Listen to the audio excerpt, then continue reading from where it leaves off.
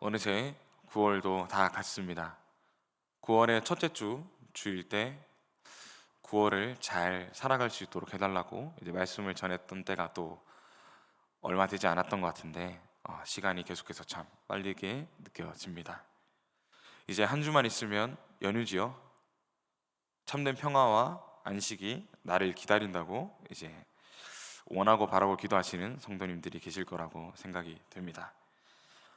고생한 성도님들, 하나님께서 주실 휴식도 편하게 누리시고 이미 주신 말씀으로도 얻을 수 있는 하나님의 참된 휴식도 누리시기를 소망합니다. 우리 한 주만 더 잘 버티고 이겨내면 좋겠습니다. 우리는 지난 말씀에서 솔로몬의 왕위를 르호보암이 이어받는 것을 보게 되었습니다. 이 르호보암이라는 왕은 참 복합적인 왕이었습니다. 백성들의 노역에 대한 불만을 두고 하나님께 묻지 않고 대처하여 왕국이 둘로 분열되기도 하고, 북이스라엘과 전쟁하려고 군대를 이끌고 갔지만 하나님께서 막으시자 기꺼이 순종하며 군대를 돌린 왕이었습니다. 또한 성읍을 재건하고 아들들을 흩어 권력 다툼을 막으며 왕권을 또 나라를 좀 더 단단하게 했던 왕이었습니다. 오늘은 이 르호보암의 계속되는 통치 그리고 위기에 대한 말씀을 함께 보았으면 좋겠습니다.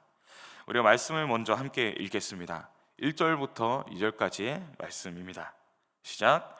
르호보암의 나라가 견고하고 세력이 강해짐에 그가 여호와의 율법을 버리니 온 이스라엘이 본받은지라.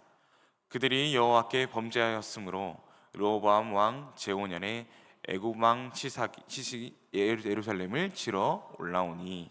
아멘. 지난 11장 말씀에서 우상을 피해 하나님을 찾아온 북이스라엘의 제사장들과 레위인들이 있었습니다. 북이스라엘에서 여로보암은 수많은 우상과 또 산당들을 만들어냈기에 조상의 하나님을 찾아서 예배하기 위해 내려온 이들이었습니다. 르호보암은 그들과 함께 다윗과 솔로몬의 길을 잘 살았습니다. 덕분에 부강한 나라, 강력한 나라를 만들 수가 있었습니다. 하지만 오늘 말씀에서 르호보암은 여호와의 율법을 버렸습니다. 나라가 강해지고 견고해지며 하나님 없이 이 나라를 이룬 것이라는 교만이 마음속에 가득 찬 것입니다. 하나님을 버린 르호보암을 백성들 또한 따라 본받습니다.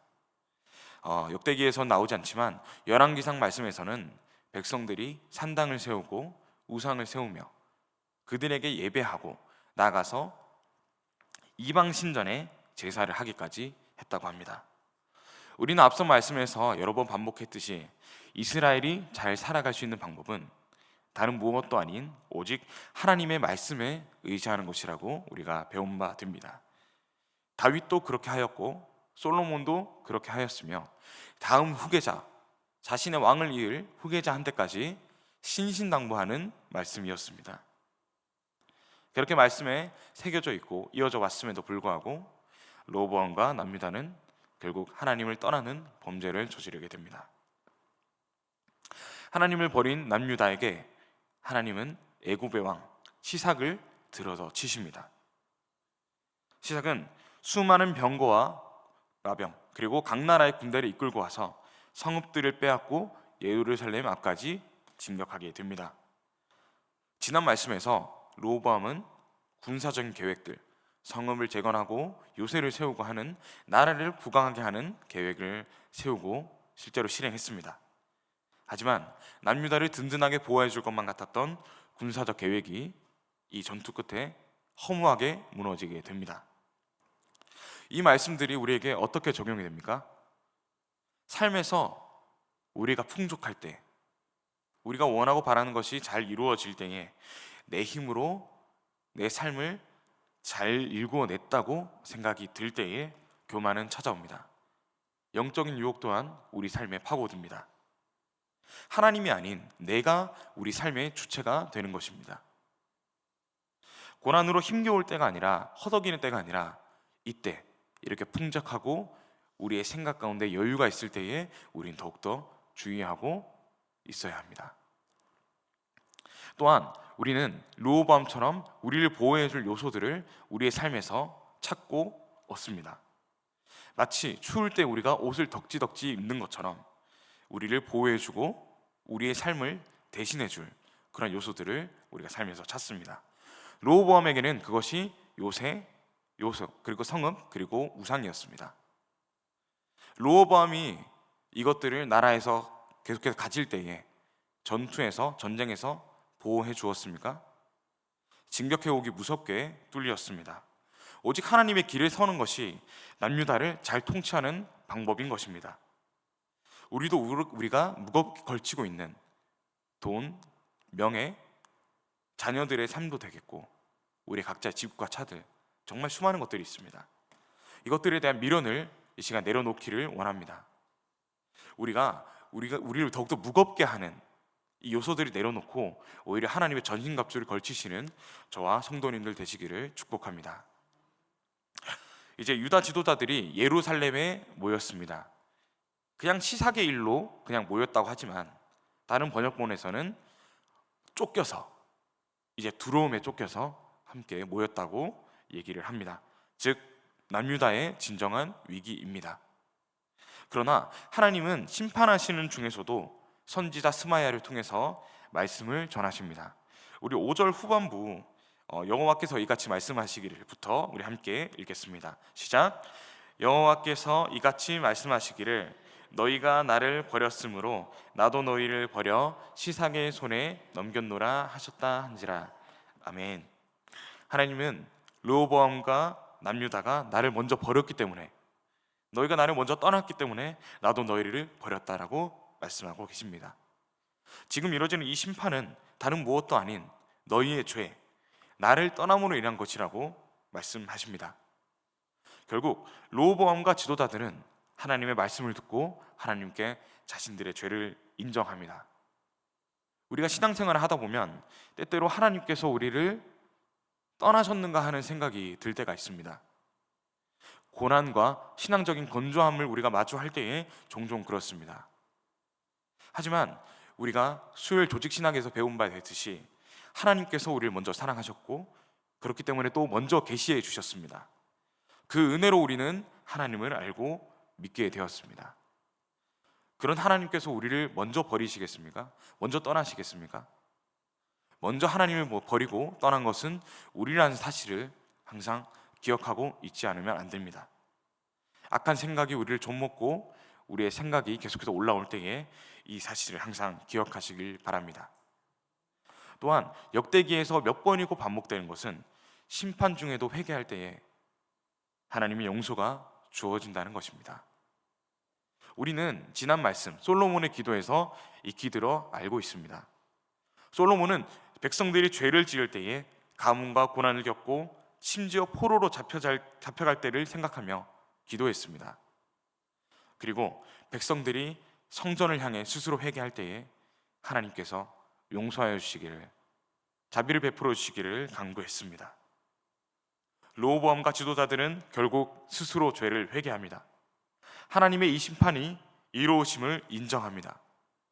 하나님은 그들의 회개를 보시고 솔로몬의 기도에 대한 약속을 지키십니다.